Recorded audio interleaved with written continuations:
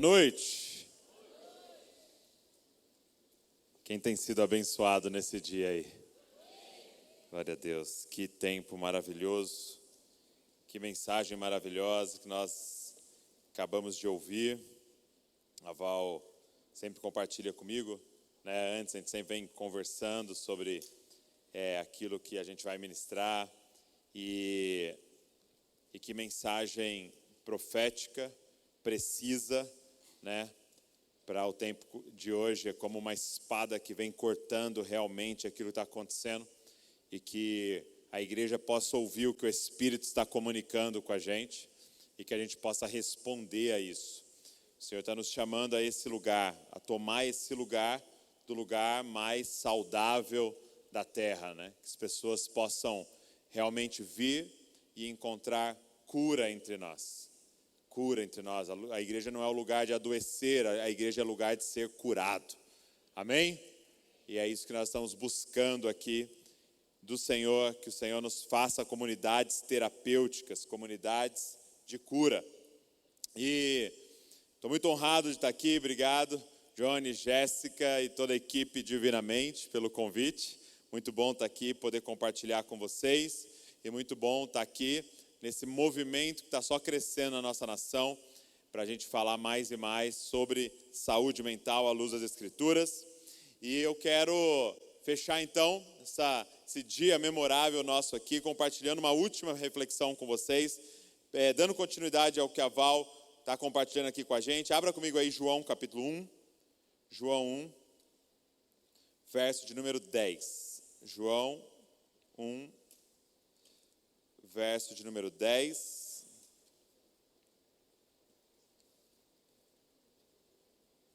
Então, o apóstolo, amado João, ele escreve assim, a partir do versículo 10. João, capítulo 1, verso 10. Veio ao mundo que ele criou, mas o mundo não o reconheceu. Veio a seu próprio povo, e eles o rejeitaram. Mas a todos que creram nele e o aceitaram, ele deu o direito de se tornarem filhos de Deus. Estes não nasceram segundo a ordem natural, nem como resultado da paixão ou da vontade humana, mas nasceram de Deus. Assim, a palavra se tornou ser humano, carne e osso, e habitou entre nós. Ele era cheio de graça e verdade, e vimos sua glória, a glória do Filho único do Pai. Feche seus olhos comigo.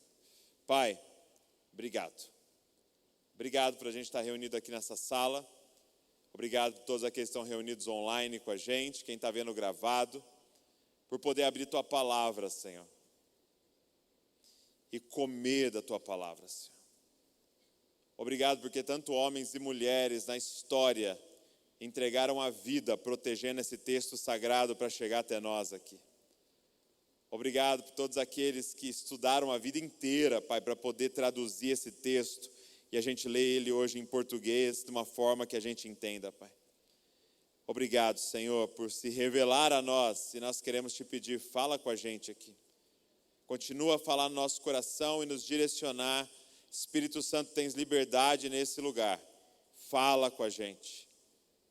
Faz de nós, Pai, aqueles que vão edificar o lugar mais saudável da terra, tua igreja, Senhor. No nome de Jesus. Amém. Eu queria falar um pouquinho com vocês sobre o tema Uma Igreja Normal. Queria falar sobre uma igreja normal.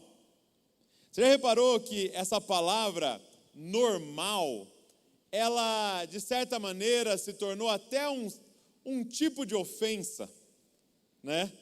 Virou até um tipo de algo não tão bom. Por exemplo, você chega para alguém e fala assim, pô, você encontrou o Rogério? Encontrei. E como é que ele é? Normal, um cara normal. É legal você ser um cara normal? Ou você foi lá naquela cidade, como é que é aquela cidade? Ué, é uma cidade normal, uma cidade normal. Você vê que dá um tom de inferioridade? Porque parece que não é legal ser normal, né?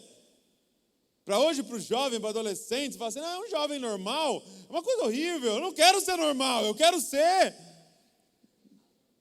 extraordinário. Eu quero me destacar, eu quero estar fora disso que é a normalidade. E tem um livro muito legal que a Val leu, ou seja, eu não li, que a Val é tipo um audiobook. Então, geralmente, o que ela lê, eu, por tabela, li de alguma maneira. Mas eu ouvi muitas coisas desse autor, e ele falando sobre o livro, que eu até citei aqui, que é o Gabor. E ele escreveu um livro chamado O Mito do Normal. E ele defende uma ideia muito interessante, de que a gente tem uma ideia errada desse termo normal. Porque o que pode ser normal para nós? Normal é aquilo que está acontecendo com todo mundo.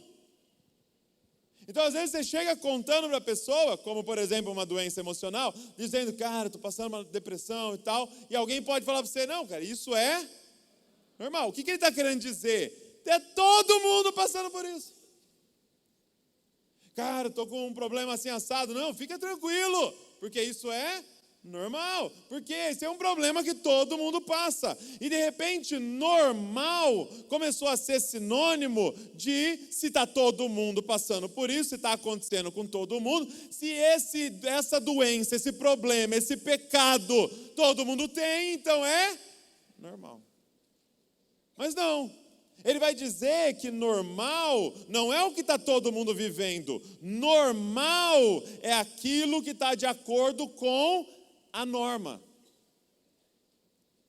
Normal é aquilo que está de acordo com o projeto original. Quem está entendendo, gente? Então, normal não é o que está todo mundo vivendo. Normal é o que é o certo de viver. Então, se está adoecendo, pode estar todo mundo fazendo. Não é normal. Se é pecado, pode estar todo mundo fazendo. Não é normal. Porque o que é normal é aquilo que Deus desenhou. É o design de Deus que é o normal. Então, estar fora do ritmo, pode estar essa sala inteira fora do ritmo. Não é normal. O normal é o que Deus determinou. Quem está entendendo? Então, olha para quem está do seu lado e pergunta, você é normal?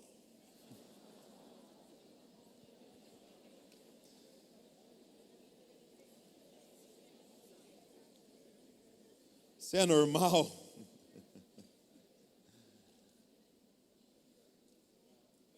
Então, normal só pode ser determinado se eu tenho acesso à norma, se eu tenho acesso ao original, se eu tenho acesso ao perfeito, ao certo, para eu saber o que é normal.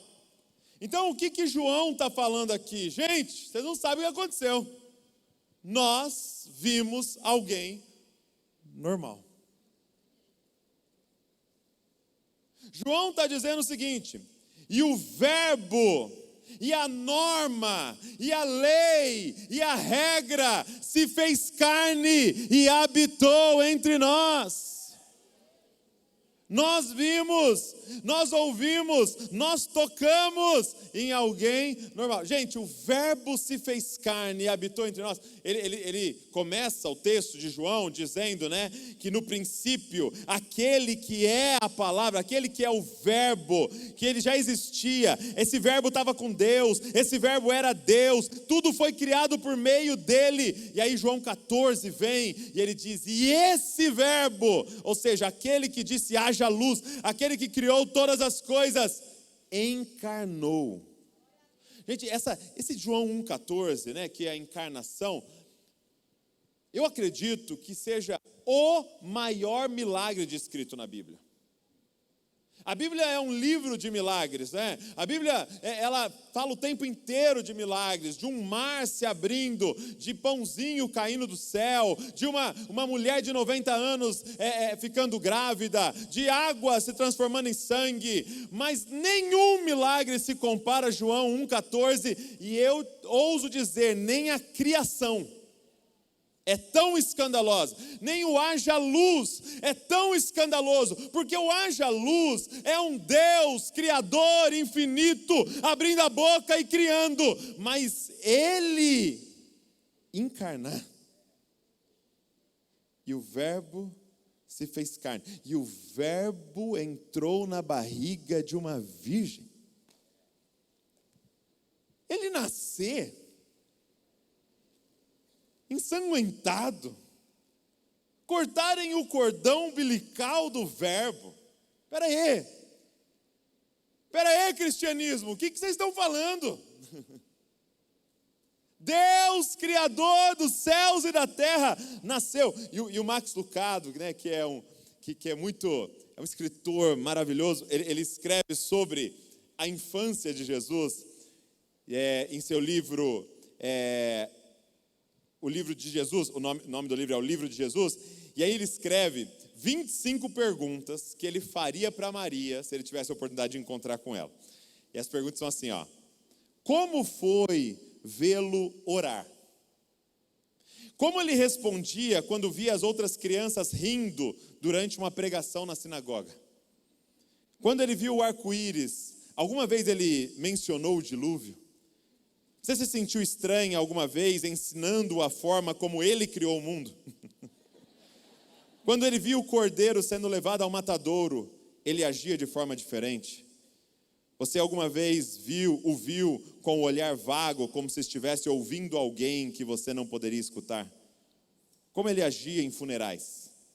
Alguma vez passou pela sua cabeça que o Deus para quem estava orando estava dormindo sobre o seu próprio teto?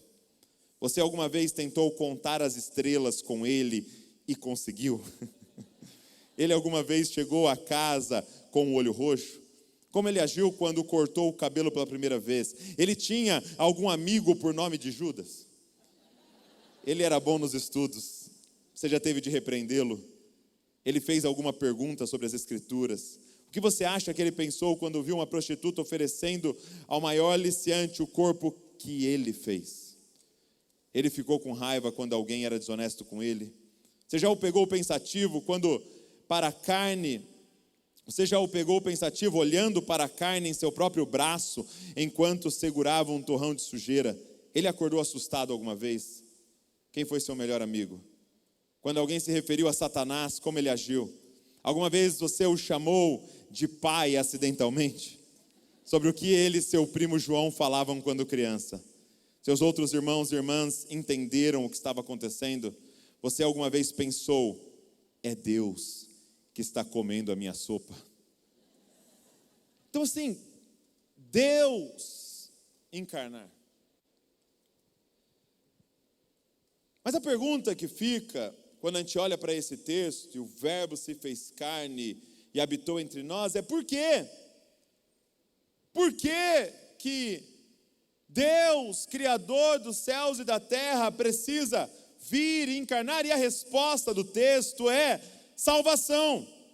Ele veio ao mundo que ele criou, mas o mundo não o reconheceu. Veio ao seu próprio povo, eles o rejeitaram. Mas a todos que creram nele, o aceitaram, ele deu o direito de se tornarem filhos de Deus. Ou seja, ele veio fazer o quê? Salvar o mundo. Só que, pensa comigo, se fosse para salvar o mundo, por que não vir aos 30 anos? Por que não aparecer aqui um homem completo com 30 anos e pregar 3 anos por aí e morrer na cruz pelos nossos pecados? Para que nascer? Para que vir beber? Por que passar por tudo isso? Porque você precisa entender nessa noite que salvação, gente, não é somente ter os nossos pecados perdoados. Salvação é aprender a ser normal. Então ele tinha que vir para viver na nossa frente, para a gente compreender o que é ser filho de Deus. Então não bastava só ser declarado filho de Deus, eu preciso agora aprender a andar como um filho de Deus. Então ele veio para nos salvar, sim, pagando a dívida do nosso pecado, mas agora nos ensinando a viver. Ele foi o homem mais normal que pisou nessa terra. Ele é a norma de Deus. É por isso que ele veio, viveu e cresceu. Gente, um dos milagres que passa desapercebido por nós na Bíblia é como que Deus morou num bairro 30 anos e ninguém sabia.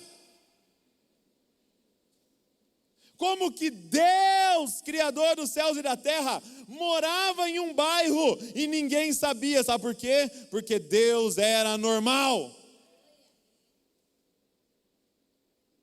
Normal.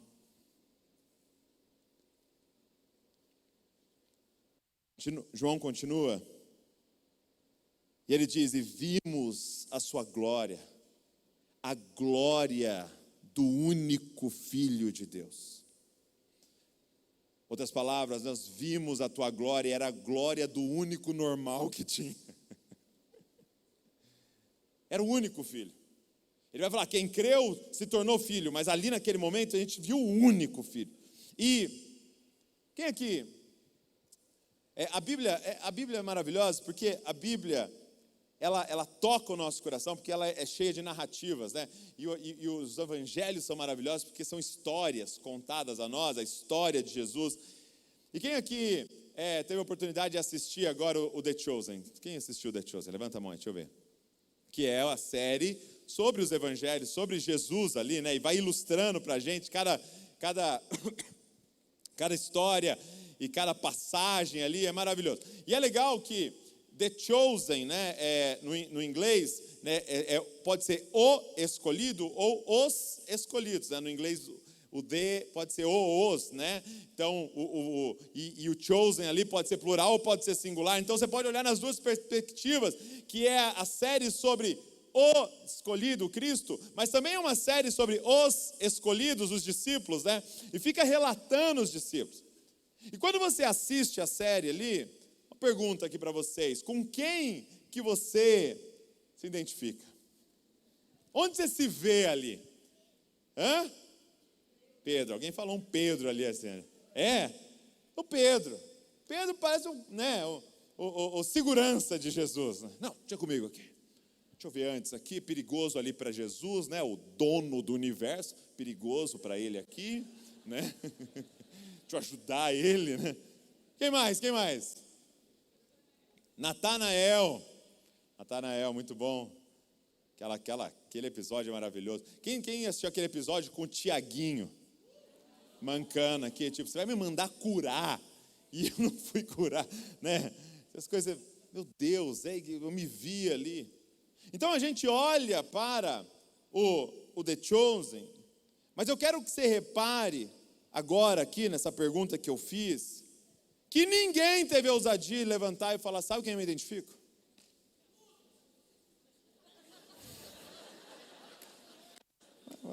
Precisamos orar pelo irmão ali no fundo, né? Leva para a salinha. Mas ninguém se levantou aqui na ousadia e falou, sabe quem eu me identifico? Jesus. Porque, amados, quem é o nosso modelo? Com quem que nós deveríamos estar olhando e falando, cara, é isso aqui, ó, que eu deveria estar vivendo. Mas sabe por que não falamos? Porque nós temos uma ideia errada de Jesus. Vou falar uma frase aqui, espera eu explicá-la, tá? E você que faz cortes aí, põe o corte completo, tá bom? Jesus não viveu uma vida sobrenatural. Por que ninguém aqui falou Jesus? Porque na nossa cabeça, Jesus é aquele que viveu e faz as coisas sobrenaturais. Não, Jesus viveu uma vida completamente natural. Do quê? De um filho de Deus. E por eu achar que a vida de Jesus é sobrenatural, eu que sou uma pessoa natural, não vou nem tentar. Eu vou ficar ali tentando ser o Pedro, tentando ser o Natanael, tentando ser o Tomé. Por quê? Porque aquilo ali não dá, não. Mas ele era 100% homem. Então aquilo que você vê Jesus fazendo nos evangelhos é o natural de um filho de Deus. Ou seja, só tem o natural e o que a gente está vivendo? O subnatural. A nossa vida é o anormal, porque aquilo que Jesus está fazendo é o normal. Normal. Lembra lá, qual é a ordem de Deus para Adão? Deus fala para Adão, você vai dominar sobre a criação. Então ele dizer, peixes, entrem lá na rede do coitado do Pedro, é o normal. Ele andar sobre as águas, que é dominar sobre a natureza, seria o normal para um filho de Deus andando em sua plenitude. Então Jesus, ele não está vivendo uma vida sobrenatural, ele está vivendo uma vida normal. Tanto que quando a gente olha para esse texto, e nós vimos a sua glória, a glória do unigênito, o que vem na nossa cabeça? Na nossa cabeça vem um cara brilhando. Nós vimos a sua glória. Aquelas, negócio da cabeça, auréola. Não, gente. O que é glória? A melhor definição, ou a que eu mais gosto, a definição de glória, de doxa, é reputação. O que João estava dizendo? Nós vimos a reputação de um filho de Deus, nós vimos o estilo de vida, nós vimos o ritmo, nós vimos um filho de Deus andando, nós vimos a norma, um normal entre nós. E isso nos marcou para sempre, e ninguém mais consegue ser o mesmo, depois de ter andado com um filho de Deus, porque todos que creram nele, receberam agora o direito de andar como ele andou, de ser normal. Então a igreja é o que, gente? O ajuntamento dos normais. O que é a igreja? A igreja deve ser uma igreja normal. O que é a igreja normal? A igreja normal não é o ajuntamento de pessoas perfeitas, mas é um ajuntamento daqueles que estão olhando para o normal. São aqueles que estão contemplando o Filho de Deus e se tornando cada dia mais parecido com Ele. Eu gosto do que o John Piper diz, que o cristianismo, ela não é prioritariamente uma fé do fazer. O cristianismo não começa com o que eu tenho que fazer, o cristianismo começa com quem eu tenho que olhar. Para quem eu tenho que olhar? A nossa fé é uma fé contemplativa. Para quem você está olhando? Porque para quem você estiver olhando, vai estabelecer uma norma para você. Quem está entendendo, gente? Então esses homens, eles vão dizer para a gente, nós vimos a sua glória, e era o Filho de Deus andando entre nós. Então Jesus vem para nos apresentar essa vida normal. Por exemplo, vai comigo em Mateus 5, vamos olhar nessa perspectiva para o Sermão da Montanha. Mateus 5, diz assim, certo dia, quando Jesus viu que as multidões se ajuntavam, subiu à encosta do monte, ali sentou-se, seus discípulos se reuniram ao redor, e ele começou a ensiná-los. Então basicamente o que ele está falando, deixa eu falar para vocês, seguinte, normal é ser o quê? Pobre de espírito. O normal é ser pobre de espírito. Porque o reino dos céus foi feito para eles. Normal, gente, é o quê? É chorar. Por quê? Porque quem chora vai ser consolado. Normal é ser humilde. Por quê? Porque os humildes vão herdar a terra. E normal é ter fome e sede de justiça, porque eles vão ser saciados. Normal é ser misericordioso, porque você vai ser tratado com misericórdia. É o normal ter um coração puro. Por quê? Porque os do coração puro vão ver o Deus. Normal é promover paz, porque quem promove paz é filho de Deus. Normal é ser perseguido por causa da justiça, porque o reino de Deus pertence. Normal é ser sal da terra. O normal é a gente ser luz do mundo. O normal é você amar o seu inimigo. E aí você entende que, quando eu olho nessa perspectiva de que há uma norma andando entre nós, que eu preciso olhar para esse homem normal e agora me conformar a ele, a minha vida muda. Porque agora tenho diante de mim o que era para nós nessa sala estarmos vivendo. Agora eu não olho para o outro irmão, para o leproso, para eu. Gente, por que a gente gosta de notícia ruim? Por quê? Por que se olhar nas estatísticas lá, um vídeo falando assim, alguma coisa boa, uma notícia boa, tem pouquinho visualização, e um vídeo contando uma desgraça tem muita visualização? Olha lá, se tem algum lá no YouTube, pastor ajuda pessoas, pouquinha visualização. Pastor cai em pecado, que tem? Muitas. Por quê? Porque o olhar para a desgraça me faz me sentir bem. Deixa eu ver o relato do pastor que caiu. Ai, pelo menos eu não caí assim. Você não fala, mas é o motivo pelo qual nós vamos para as coisas que são mais anormais, porque nos faz nos sentir mais. Mas quando nós vamos para o Filho de Deus, é um espelho.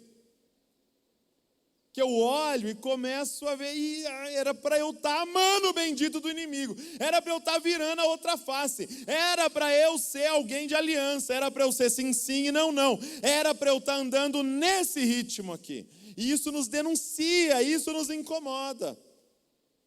E logo a gente quer ir de novo olhar o que nos faz nos sentir bem. Então nós precisamos olhar para Ele.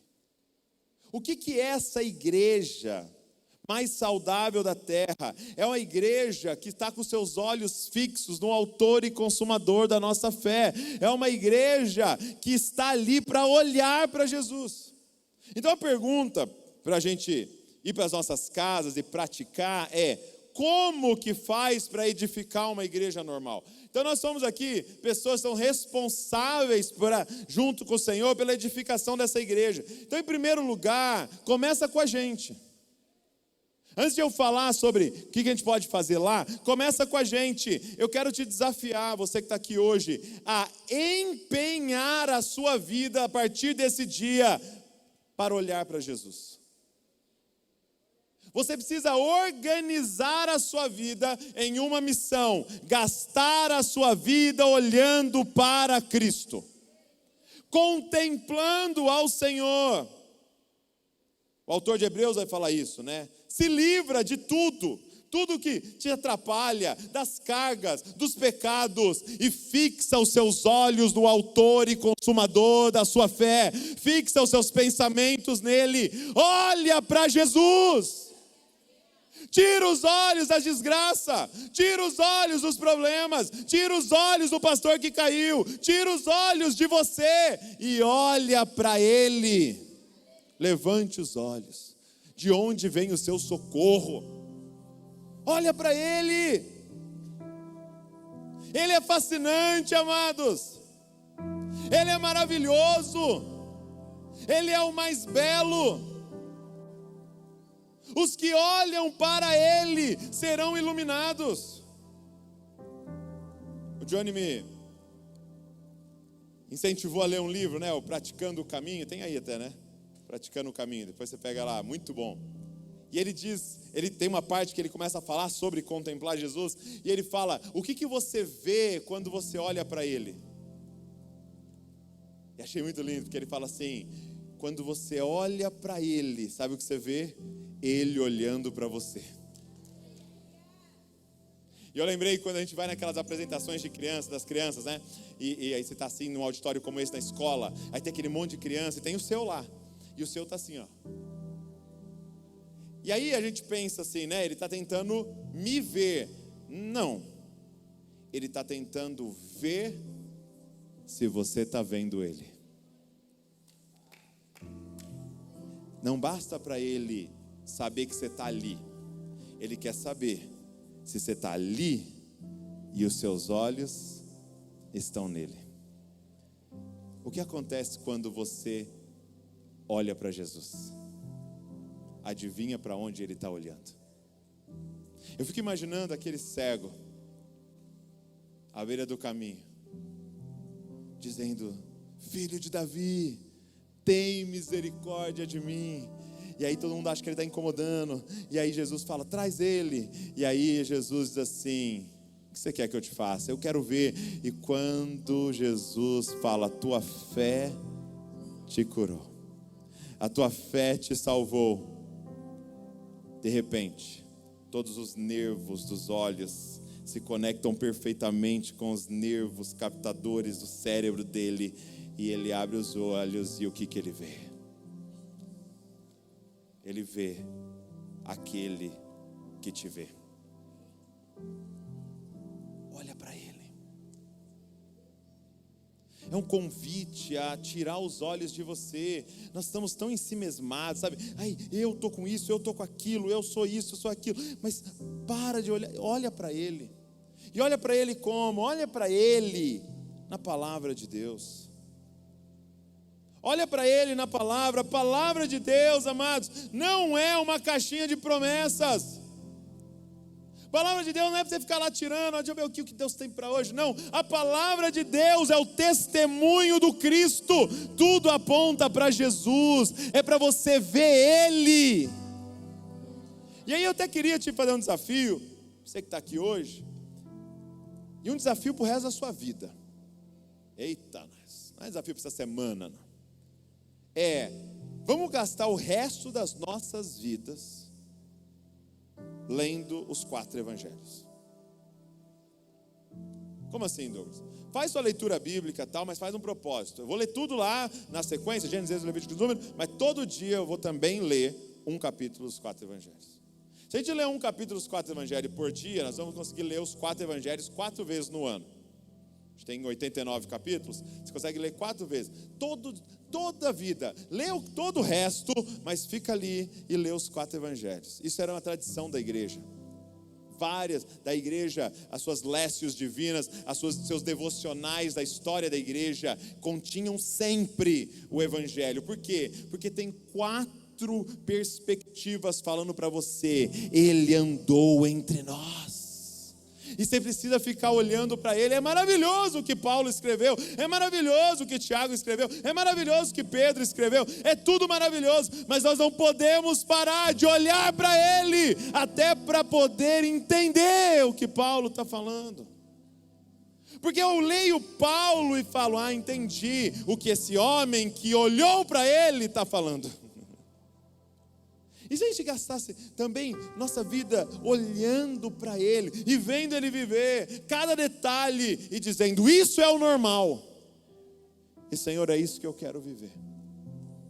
Você entende que você vive o que você olhou?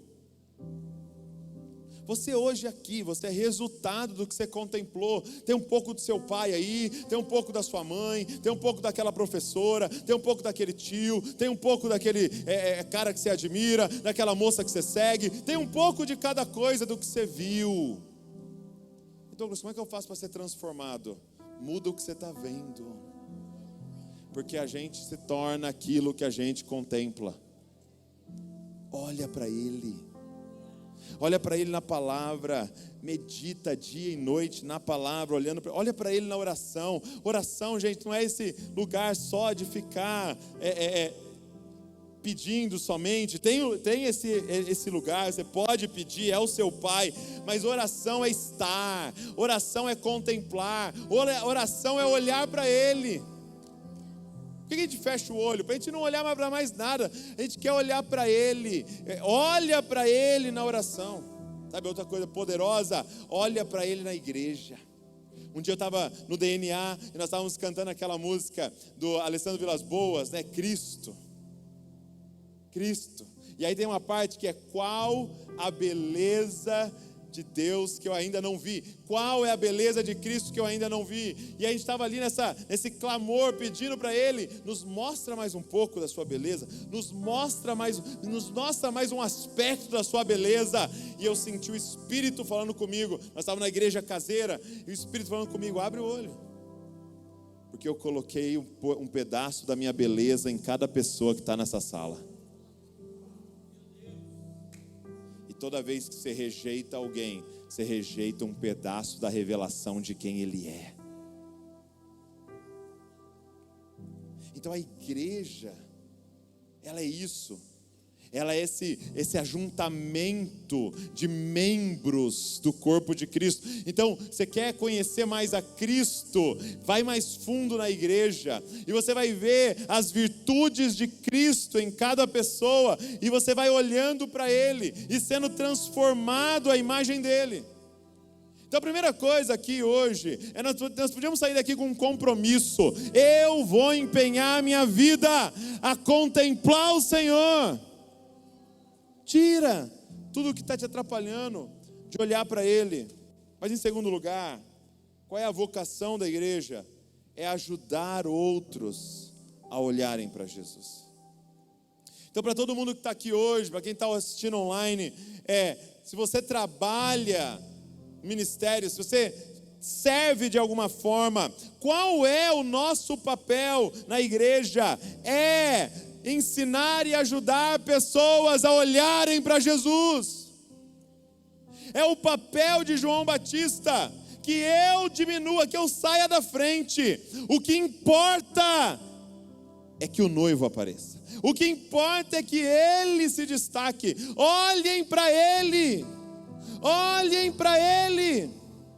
Eis o Cordeiro de Deus que tira o pecado do mundo. Sigam a Ele. A melhor coisa que existe é perder seguidor para Jesus. Esse é o nosso papel. Não é olhem para mim. Não é como eu sou incrível. Não é como eu sou lindo. É olhem para Ele. Todos os olhos fixos nele, que ninguém roube a atenção dele. Então esse é o nosso papel como igreja, é criar um ambiente, criar várias oportunidades para o grupo todo estar olhando para Ele. Como? Em primeiro lugar, pregando. Eu falo para vocês, gente, peça para Deus, nos faz, Senhor, especialistas em pregar Jesus. Qual que é o papel nosso como pregador? É a gente organizar uma mesa, pôr uma toalha bem bonita, suplar, 2 pratos, 2 taças bem bonitas, sentar você e sentar Cristo. E o nosso papel é: se apaixonem. Peça para Deus: Senhor, me ensina a pregar Jesus. Me ensina a falar do Senhor de tal forma que os olhos das pessoas se abram para contemplar a beleza de Deus em Cristo Jesus. Me ensina a cantar de um jeito que as pessoas vejam o Senhor. Me ensina a falar sobre o Senhor. Amados, não adianta a gente falar sobre vários outros assuntos se nós não conseguimos levar as nossas comunidades a olharem para Ele. Não adianta a gente ensinar as 7 chaves disso, os 6 passos daquilo, as 5 maneiras para aquilo outro, e tem o seu valor, todas essas coisas, mas a primeira coisa é nós estarmos todos com os olhos fixos nele. O que é a igreja? É o ajuntamento daqueles que viram a Cristo. é o ajuntamento dos Pedros. Ei, não foi carne e sangue que te revelou isso, mas foi meu Pai que está no céu, que abriu o seu entendimento para compreender. Esse é o Filho de Deus, esse é o Messias aguardado, Ele é a salvação, Ele é o Cristo, o Filho do Deus vivo. Nós precisamos pregar a palavra. Nós precisamos nos tornar especialistas em pregar Jesus, e não só no púlpito, mas nas nossas relações, é falar sobre Ele. Imagina os nossos filhos, sabe, que os nossos filhos amem mais Jesus do que Corinthians, gente. Nossos filhos amem mais Jesus do que o time que você torce. Às vezes a gente sabe falar melhor do nosso time do que de Cristo. Que nossos filhos amem mais Jesus do que dinheiro. Mas está transparecendo em você. Nós precisamos aprender a pregar Jesus, sabe? A gente fazer um sermão sobre Jesus, sobre a beleza de Jesus.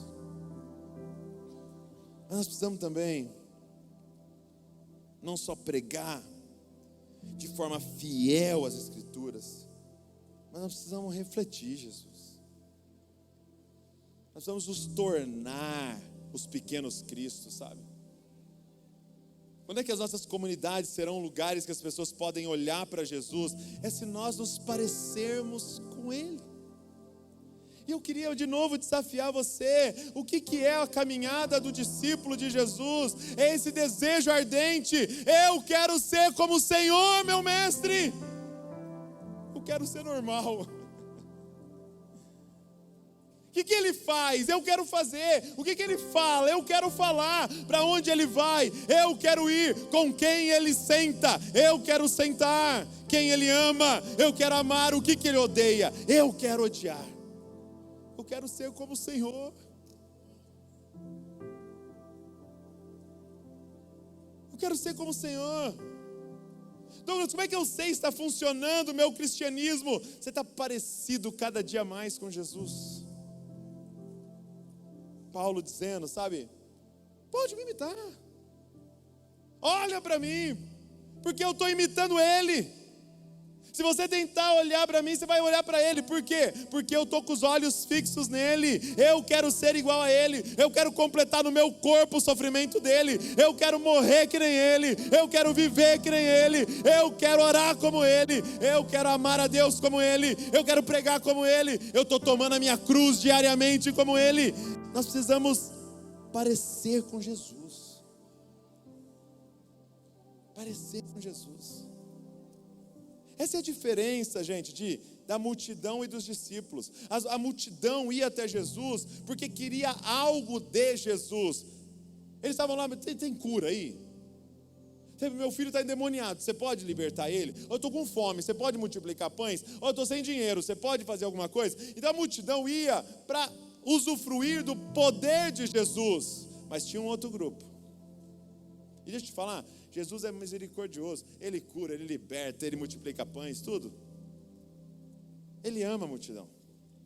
Mas tinha esse outro grupo, que a pergunta deles não é o que o Senhor pode fazer por mim, é uma pergunta mais ousada. É como que eu faço para ser como o Senhor? Isso que é discípulo de Jesus. Eu não quero os benefícios que o Senhor pode me dar. Eu não quero ser curado. Eu quero curar. Eu não quero libertar não sei quem. Eu quero expulsar demônio dos outros. Eu quero multiplicar pães. Eu quero andar por aí anunciando o reino de Deus. Eu quero continuar a obra do ministério. Eu quero ser como o Senhor. É esse desejo do nosso coração de nos parecer com Jesus, amados. Deixa eu te falar uma coisa com muito temor aqui hoje. Eu não costumo falar dessas coisas, eu estava falando com o Diogo ontem disso. E vocês me seguem, vocês sabem disso. Mas recentemente viralizou na nossa nação inteira um pastor, com muita tristeza, gravando um vídeo confessando o seu pecado, né, e se afastando do ministério. E foi algo muito diferente para todos nós, porque no vídeo ele estava falando sobre um pecado que não é tão comum de você ver as pessoas falando, que era de truculência, de violência, de ser duro ao extremo, né? E ele falando sobre isso, e disse, eu sou inapto ao ministério e tal. E eu não vou entrar no desdobrar do que tem de informações, de não é sobre isso. Mas no vídeo em si, ele dizendo aquilo, dizendo, eu pequei, e por causa da minha dureza e tal. E o que me chocou foi abrir os comentários desses vídeos e centenas de pessoas estarem escrevendo, não, você não está em pecado. Eu estou confessando o meu pecado. E a pessoa está escrevendo, não, você não está em pecado. Não, pera aí, pecado falar a verdade. Pecado pregar a palavra. Pecado porque denuncia as coisas que estão erradas. Pecado, não, isso não é pecado. Tem que falar mesmo, esse pessoal é tudo Nutella, esse pessoal é tudo fraco. Nós temos que pregar a palavra de Deus com fidelidade. Mas deixa eu te dizer uma coisa antes. Qual é o problema de tudo isso? É que a gente esquece que João escreveu assim, ele veio, andou entre nós, cheio de graça e verdade. Não basta nós pregarmos o que Jesus pregou, nós vamos ter que andar como ele andou.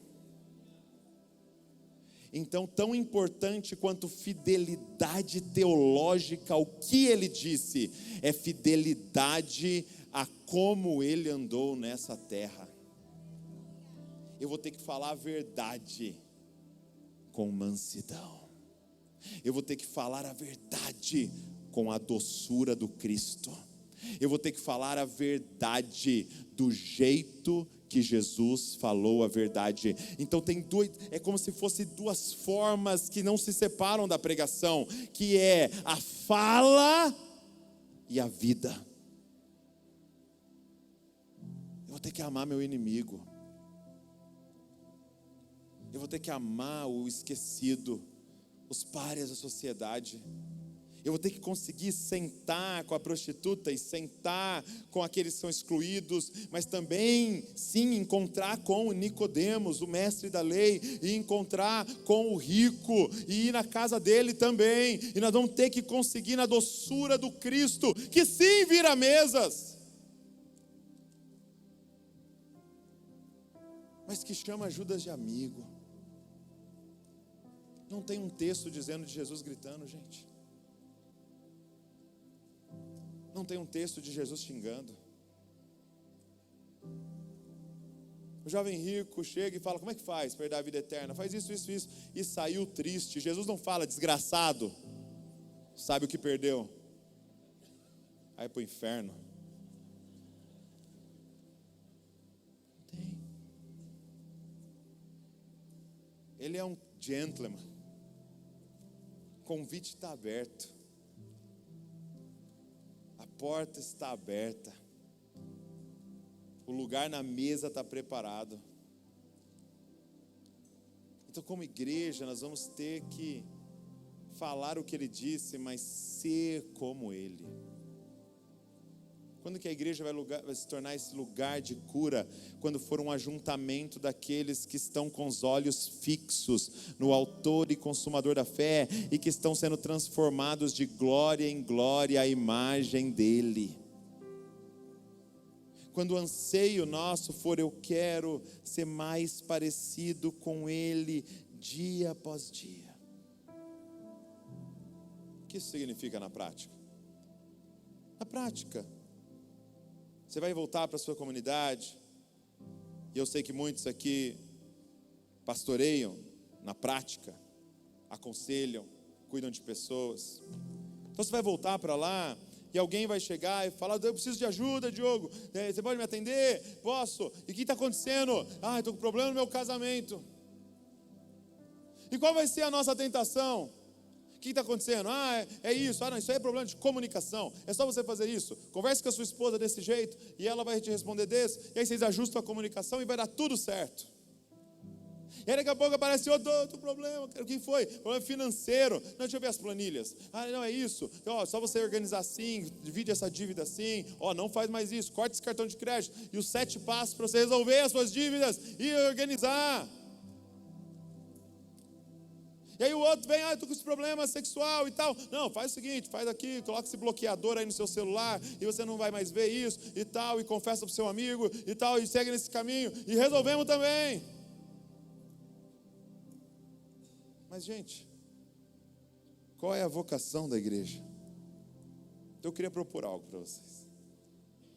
Antes de corrermos para resolver o problema do casamento, de ajudarmos a organizar as finanças, de ajudarmos a sair de um pecado de estimação, faz uma pergunta: você está olhando para Ele? Você está fascinado por Ele? Você ama o Senhor acima de todas as coisas? Porque não adianta eu ajudar vocês a ajustar o casamento de vocês e vocês irem para o inferno bem casados. Não adianta a gente ajudar você a resolver suas dívidas e você ser destruído sem o nome no SPC. Não adianta a gente te ensinar técnicas de moralidade. Por quê? Porque o alvo principal é o quê? É um povo que se encontrou com Cristo Jesus e agora é discípulo dele, ou seja, está com o olho fixo nele, aonde ele vai nós vamos, e que acha ele o ser mais surpreendente, fascinante, extraordinário da face da terra, e todas as nossas afeições estão para ele, e nós o adoramos acima de tudo. Ele tem um nome sobre todo nome, e nenhum nome no céu, na terra ou debaixo da terra é digno de receber toda adoração. O que nós temos que fazer, gente? Levantar um povo que vai fixar os olhos nele. Maridos que amam o Senhor acima de todas as coisas. Esposas que amam o Senhor acima de todas as coisas. Patrão que ama o Senhor acima de todas as coisas. E eu te digo, as outras coisas vão ser ajustadas, porque se a gente olhar para Ele, não tem como ser um mau marido, gente. Se a sua esposa estiver olhando para Ele, eu posso testemunhar da minha, que está olhando para Ele. A cada dia que passa é mais maravilhoso estar casado com a Val. É porque ela é boa? Não, porque ela está olhando para Ele. E a cada ano que passa, a Val está melhor, porque ela está sendo transformada de glória em glória, à imagem daquele que ela está olhando. Então o meu papel não é ajudar a Val a ser uma esposa boa. O meu papel é ajudar ela a olhar para Ele. Meu papel é pegar esses meninos e fazer eles olharem para Jesus. É orar, Senhor, todas as escamas caiam dos olhos deles e que eles olhem para Jesus. Eu falo para vocês, tem muito pai aqui que tem o sonho de ser o pai do filho mais velho da parábola. A maioria dos pais aqui teria o sonho de ser o pai do jovem rico. Obedece tudo, faz tudo certo. E quem disse que o objetivo é esse? Fazer tudo certo e errar no principal, decidir não seguir Jesus. O que nós precisamos para os nossos filhos, gente? O que nós precisamos para a nossa igreja? Quando que a igreja vai se tornar esse lugar de cura e saúde? Quando Jesus for o centro das nossas comunidades e tudo tiver organizado para nós olharmos para Ele. E aí nós vamos ter uma igreja normal, que encontrou o homem mais normal que já pisou entre nós. Fica de pé no seu lugar, quero orar junto com você.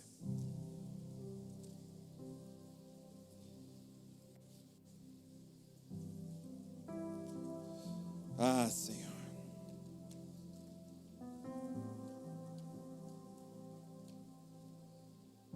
já parou para pensar por que há doença que Jesus mais curou foi cegueira. João vai falar que não eram milagres, eram sinais. Um sinal é uma placa, né, que aponta para algo. Então, o que ele mais curou foi cegueira.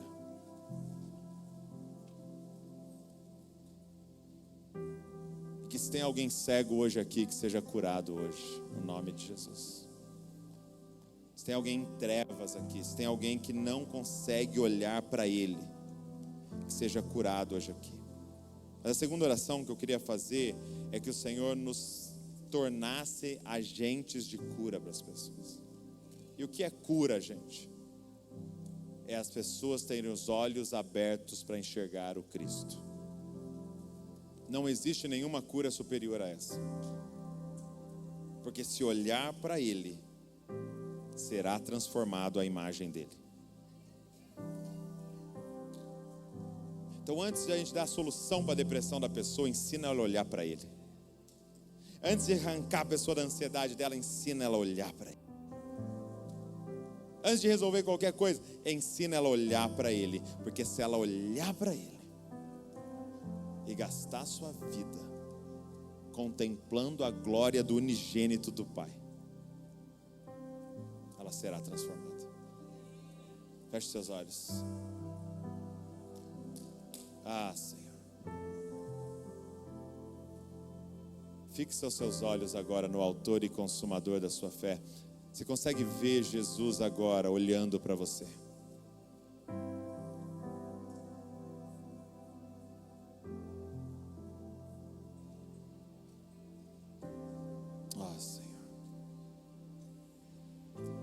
Nossa oração nessa noite é que as escamas dos olhos caiam, Senhor. Que as escamas dos olhos caiam, Senhor. Jesus, filho de Davi, tem misericórdia de nós. Cura-nos hoje aqui, Senhor, para que a gente possa contemplar a beleza de Deus em Cristo Jesus. Pai, se tem alguém com véu no rosto aqui, Senhor, quando abre as Escrituras e não consegue te ver, Senhor, que esse véu seja arrancado hoje, Senhor, e que o Filho seja revelado em cada letra das Escrituras, Senhor. Se tem alguém bloqueado aqui na hora da oração, a ponto de parecer que o céu está de bronze, Senhor, eu te peço, rasga o céu sobre os nossos corações aqui, Pai. E quando a gente entrar nesse lugar de oração, que a gente possa contemplar o Filho de Deus diante de nós, Pai. Nos ajuda a ver o Senhor dos nossos irmãos, Deus. Abre os nossos olhos. Abre os nossos olhos para a beleza de Cristo Jesus. Abre os nossos olhos e nos faz fascinados pelo Senhor, Deus. Senhor, eu te peço que a gente possa empenhar nossa vida em te conhecer, Deus.